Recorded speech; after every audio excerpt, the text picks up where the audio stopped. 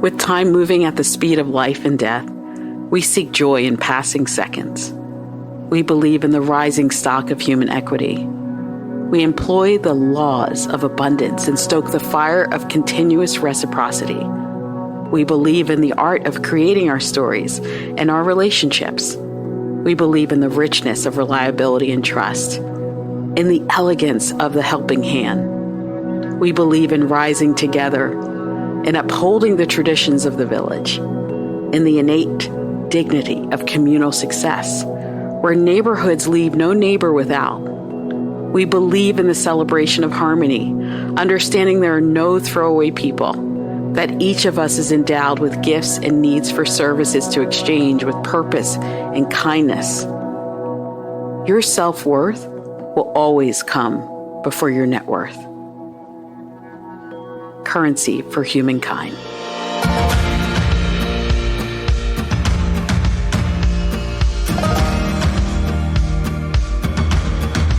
You are listening to Carla Ballard, host of Currency for Humankind, where we get to sit down and talk about this lovely subject of community capital. Welcome.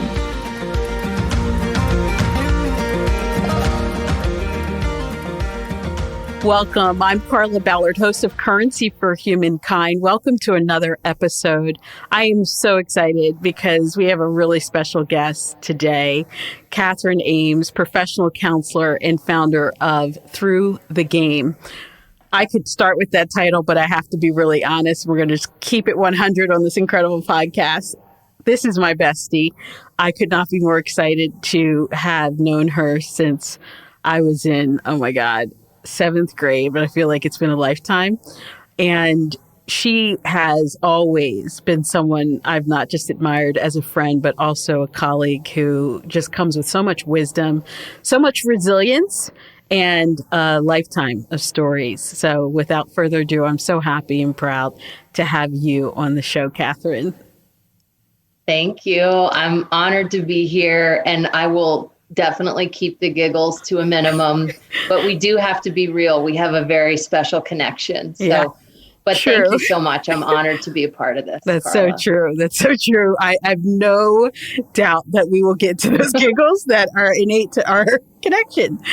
Speaking of connections, you know, this show is really about an important topic, community capital, and key to what we're journeying through right now. Community has been disconnected, to say the least, right, for over the last year. And when we talk about our workforce, we are looking at an 85% disengagement right now as it relates to the workforce, and that's globally. What's scary about that number is you're talking about $450 billion estimated in losses for companies around the globe as a result of that disengagement. And we'll get into this more, but what's really critical is that Harvard Business School has just recently put out an incredible article that highlights the importance of empathy and the idea that we need way more empathetic work environments that are not toxic, especially because we're already going through a mental health crisis with respect to COVID-19. But also, we're talking about an empathetic community that we're now, you know, beginning to starting to witness. That's a good thing, but it's not happening, I think, in some cases fast enough. But before we go into that, we're going to cover that for the topic today. Let's get to know who Kathryn is. I want my listeners to be able to understand how special you are and how much you've really contributed to society. So why don't we start with where in the world are you from, Kathryn? Okay. Well, I grew up outside of Philadelphia in Pennsylvania. And that's obviously where you and I, where our bond and our kinship began in 7th grade. So many years. So grew up in Pennsylvania, went to college in Virginia at James Madison University, and then landed in Denver, Colorado in 1994. I finished my master's degree in counseling psych in 1998. But first coming to Colorado, I was a Vista volunteer, which is like American Peace Corps. And I worked with high-risk youth. I was 21 years old, right out of college. But that's really where my passion started to grow. I definitely experienced some of that in college with the courses I was taking and the work I was doing in undergrad. But when I got to the teenagers, I was like, this is where I belong. I feel very passionate about working with them and especially high risk youth. I loved what I was doing. My career, as one does, had some ups and downs just because of personal things that happen along your journey. So I stayed in education and working with youth. I'm also a mother of 3, but when my second child was born, he was born with a bleeding disorder, which really shifted what I thought my path was going to be. And so all along the way, though, you have to stay open to what life throws at you, because it's all opportunities to learn and to grow and to get us ultimately where we're meant to be. So spent time at home with my kids, raising my kids. I actually started a business at that time, learned a lot about business and that world, but ended up back in counseling. Through the journey of working with youth, I've also spent many years coaching at the high school level, at the club level, youth level. So a lot of work with athletes. And I was an athlete myself, a 3-sport athlete all through high school, and then a Division I lacrosse player. And this past year, I was diagnosed with cancer.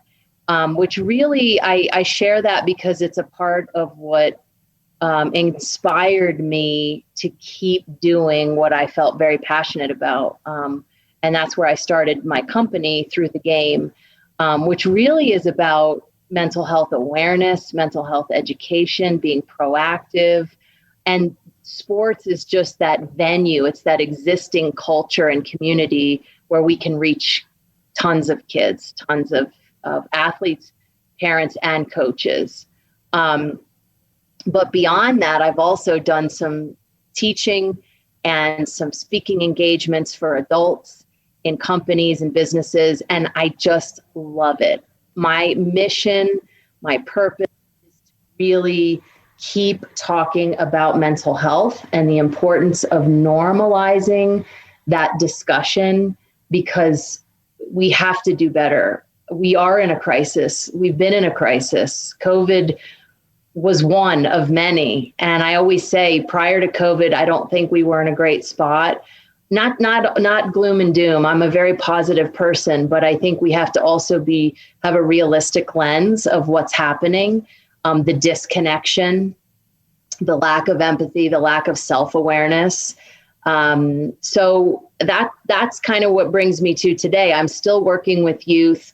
My business is, under a year old. I was going to it's 6 say, months, and I've got, congratulations. Thank you. Congratulations. I've got five to six clients already that I'm working with, and from many different backgrounds and different sports. And I just want to keep, like I said, growing the discussion, educating people, sharing my background. And I share all that too, because I think it's important to understand I have different roles and different viewpoints. So as a mother, as a professional counselor, as a coach, as a previous athlete, as a survivor, right? Things I've been through, it does shape who I am and my voice. And that's what brings me to today. Well, I can't thank you enough for sharing that last point that you made, because, it takes different lenses that we can, maneuver through so that we can be more understanding, especially in a workforce environment or just in community in general. If we are to show up as empathetic beings, we need to have a sense of maybe where the other person is seeing how life is, manifesting, and to be sensitive to that. So I want to go into something that you started with, which to me, having worked in corporate America, there's always been this sense of having a different type of game you're playing, even internally.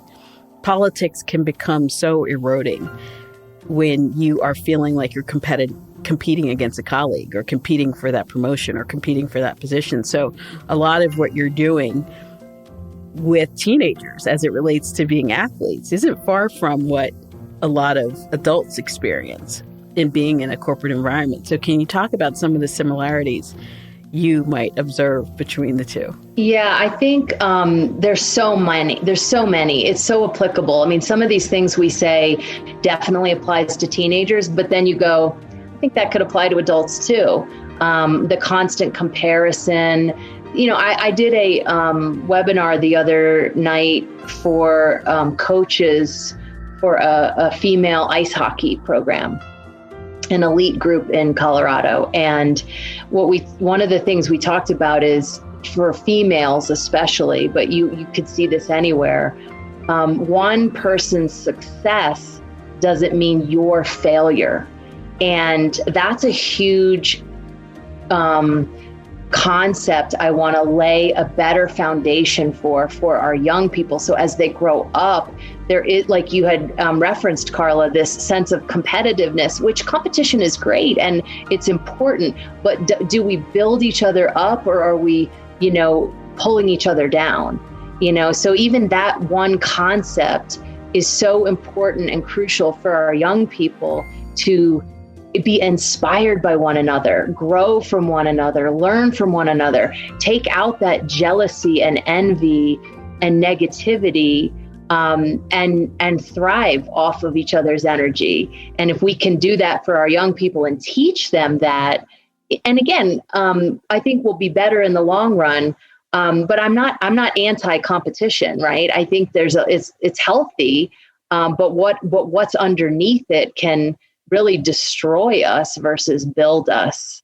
So that's just one example. No, I'm glad that you talked about that, because competition, to what extent, I would ask, right? I mean, to the extent that I think of as a corporate environment, you get so toxic that it starts to impact you physically. I mean, how would you guide someone, and especially in a team environment, to manage those competitive emotions that come up so that you can have a more healthier engagement within the community?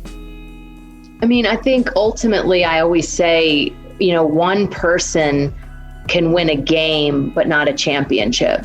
So it's about how far do you want the development of your company to go?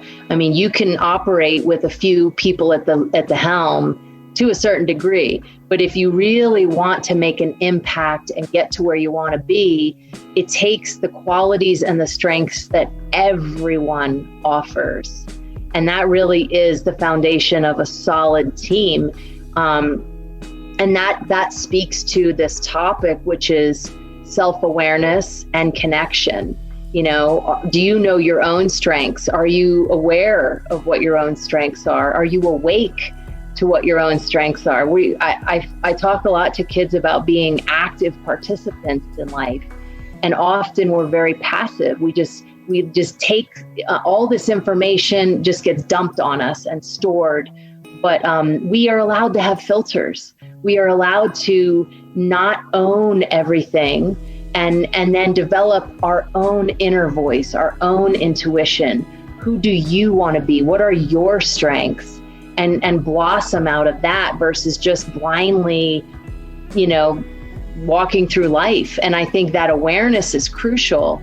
Once we get to that, our own self-awareness and our own self-compassion, now we can expand that to others.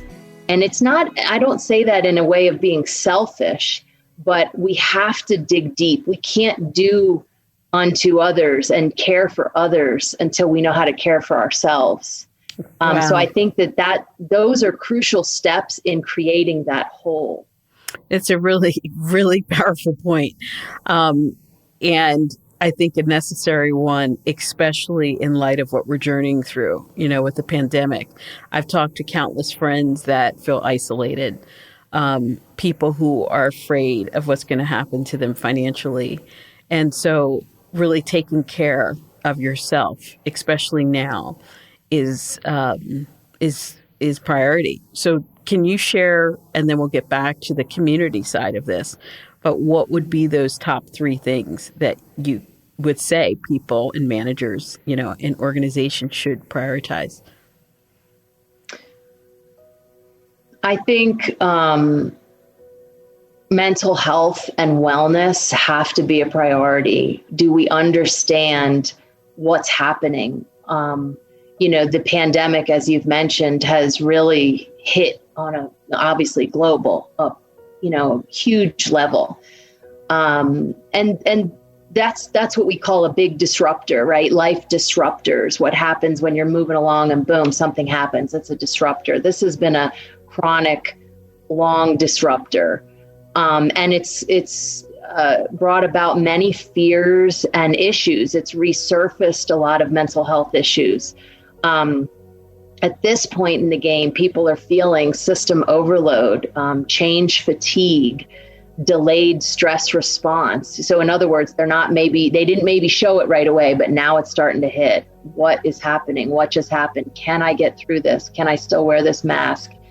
Prolonged stress. The result of prolonged stress literally blunts the brain's ability to handle emotions. We need to understand that. It has a physical response. Like we said, rise in fear, worry, uncertainty, grief and loss, finances. I mean, money is a worry. It's about survival. So all of those things packaged up in this past year, man, we could look at this as a very frightening conversation or as an opportunity. Right. And my hope is we look at it as an opportunity. What I would say to people and to businesses and to CEOs and managers is, number one, you have to acknowledge and accept where we're at. I think there's still a little bit of that denial. This isn't an issue. We can't slow down. It's almost like a slowing down if we dive into mental health or talk about these things. But is that pace getting us anywhere? I would argue no. I would argue prior to COVID, we weren't in a great spot. It was the hustle, the hustle, the hustle. At what cost? Like when I work with kids. We said that earlier. At what cost?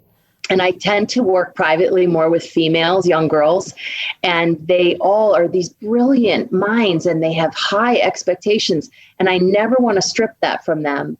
But I also want to balance at what cost. When does it start tipping and then it's really not healthy? So number one, let's go back to the list. I would say acknowledgement and acceptance, right? Let's just all acknowledge where we're at.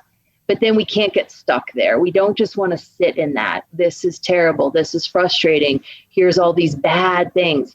We have to acknowledge it, accept it, and then the next step is movement. What do we do now with what we know? So as businesses, are you offering support and resources? Can you be that bridge for folks? So now I acknowledge like so-and-so is struggling, but do I just say, hey, sorry, you got to keep working? Well, yeah, we have to keep working, but can we take another path so that we be healthier and the work is more productive? And then I think the third tier would be that ability and the time for self-awareness and connection, right? Internally, can you offer people space to make intentional connections, not just in the beginning of a meeting, like, how's everyone doing? Not really caring about the answer. That's not connection. I laugh sometimes when people pass me and they say, how are you? And I know they don't really want my answer. Right. That's so accurate. Sometimes I really give it to them just so they know, like, you asked, let me tell you how I am. I'm not great. And let me fill you in a little bit why. And I think it's important to show that vulnerability and that truth, but really it's about creating space for that.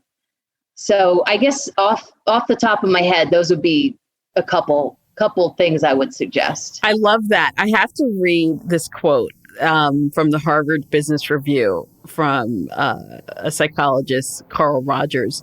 He described empathy as seeing the world through the eyes of the other, not seeing your world reflected in their eyes.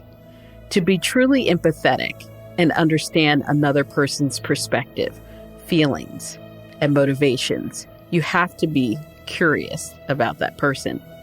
Mm-hmm. Yep. And I, yes, being open, and it's not about your journey fitting into their world or their journey fitting into your world.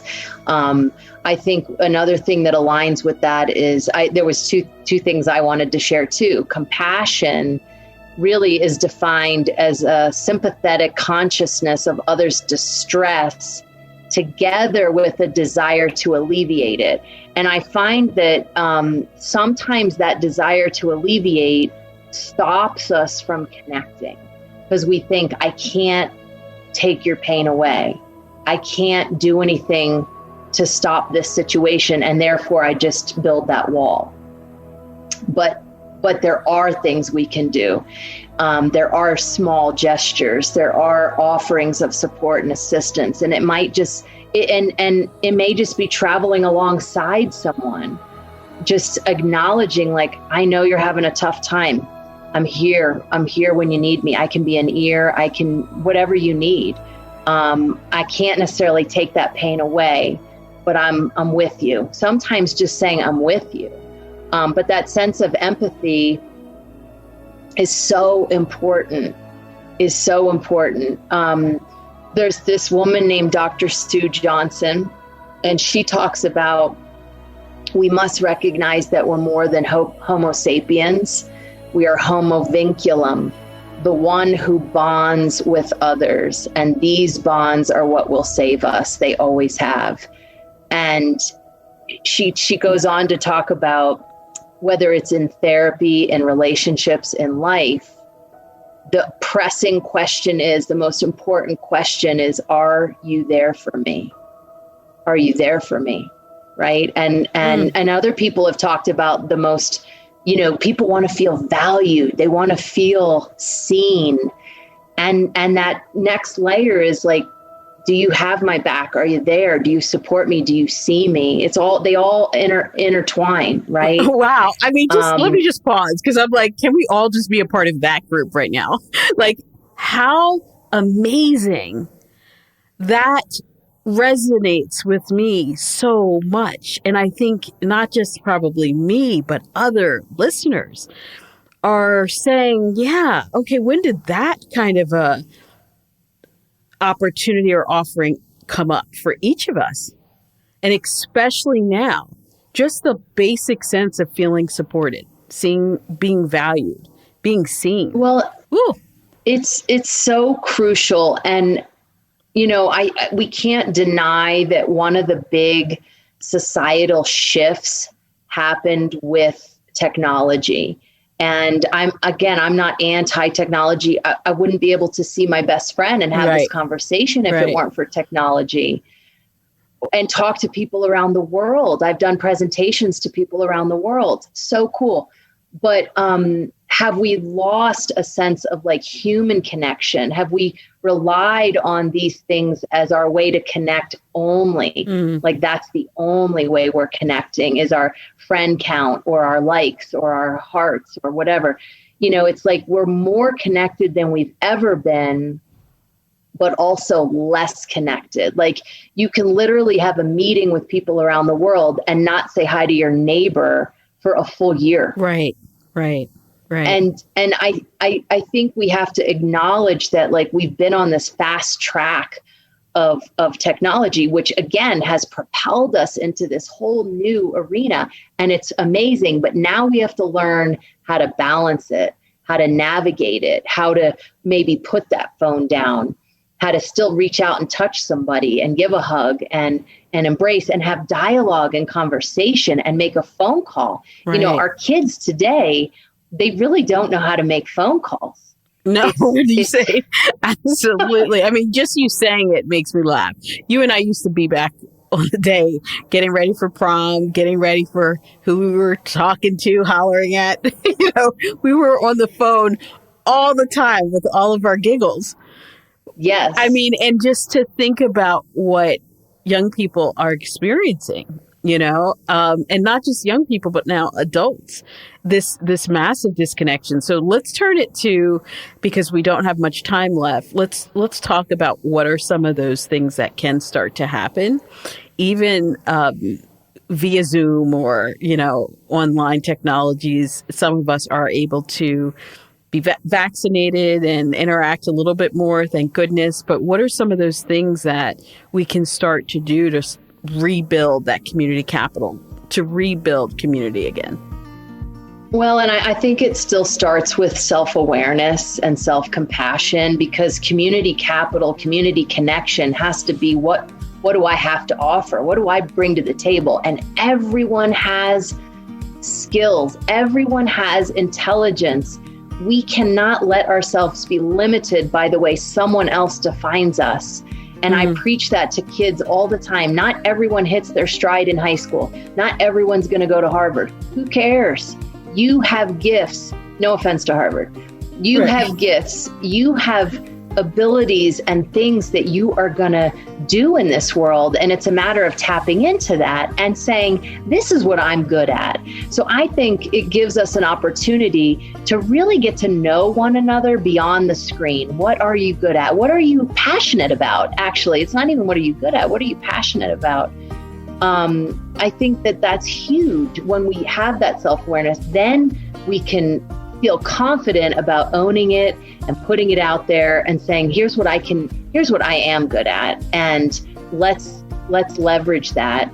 And then I think as when we do meet on Zoom calls or these things, be genuine, be real, be vulnerable. I don't think a talk has gone by without me mentioning my cancer. And it's not to say I'm sad and sitting in it. And quite frankly, I'm still going through it. I'm still feeling that once you join that cancer club, you always worry. You have these constant things in the back of your head. But it's about, even on the screen, can you be vulnerable? Can you be honest?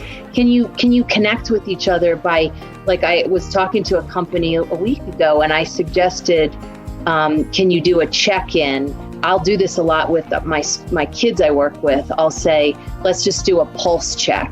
And so we have them scale, where's your stress level today? So from 0 to 10, just hold up a number, tell me where you're at. And this doesn't mean we have to dive deep and share, why are you so stressed? Unless people want to, they're totally allowed to. But what that does is it increases your own self-awareness. Gosh, I didn't think I was this stressed. And it gives a sense of what others are dealing with. Okay, I see that Carla's at a 6 today. I'm just going to take a mental note and know that maybe she's going through something. Something as simple as that. Let's start our meetings with our pulse check. I think even that brings connectivity. Again, it brings that self-awareness.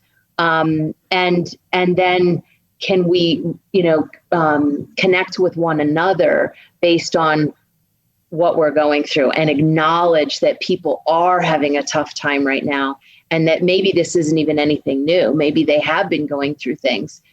So even just simple things like that, I think, can be super helpful. Yeah, I was going to say those are major, because just having more intel in terms of the people that you're connecting with, if it's digitally right now, or even if it's in your own household, how many folks are asking the question of their family members. So just bring that sense of empathy outside in your work environment. And then eventually the other piece is the community. I was on the phone just yesterday with Howard County, Maryland's Economic Development Division and their emergency management leads. And we talked about that neighbor to neighbor connection, especially during this time, or gosh forbid, in the midst of a flood or some massive catastrophe in a community. How are you able to kind of check in? So those were fantastic. Thank you for sharing that. As we wrap, Kathryn, I think it's important too for us to start to look at, what do we plan for, right? In the next 2 to 3 years, we're coming out of something we've never experienced before. How do we start to position the world we'd love to all exist in, especially as it relates to how we interweave a strong community again? Well, I think it starts with taking this as an opportunity. That this year is an opportunity for growth. It has been extremely challenging. It continues to be extremely challenging. I mean, just watching the news this morning with more violence in our world, that just chips away at our soul. And so we have to figure out how to be better. I honestly believe at the root of so much of the violence is mental health and people not feeling valued and not feeling heard and not getting the support they need. Companies don't have to be all therapists, but can you be a bridge? Can you, just like you would physical health? It's no different. You go to the doctor if you break your arm, you do preventative checks. We have to do the same with our mental health. I mean, studies have shown that people who feel more connected have lower levels of anxiety and depression, higher self-esteem, greater empathy for others, are more trusting and cooperative, and are more open to trusting and cooperating with others. There is proof in this. We have to make the shift. So I'd say let's start with taking an opportunity, keep talking, bringing on guests like myself, on how to make this happen. What are changes we can make? Can we pivot? Can we get off the fast track onto a different track and still end maybe even in a better place? Mm-hmm. It's just about a change of mindset. It doesn't mean taking time for yourself is slowing down, right? So if we change that mindset, I think we'll be healthier in the long run. Wow. It's funny, guys, because talk about community. Kathryn and I come from a small private school in Philadelphia, Pennsylvania called Germantown Academy. And we had our own little community, experience in being in such a small environment where it wasn't very diverse for me, but there were a lot of diverse interests and families, represented that allowed for us to learn how to navigate through different personalities. And, we had some tough times at GA for sure. There were moments that were, brought us together and only made us stronger. And you and I served on lacrosse team and field hockey team. And we saw some things for sure during that period. And I think a lot of what you and I learned as young people, we were able to transition, into our story today. So I can't thank you enough for spending some time and dropping some golden nuggets. We're going to need them. And I think we'll be better off at the end. So this is Carla Ballard. Thank you so much for joining us. And we're excited. We'll see you on the next episode of Currency for Humankind. Take care, everyone.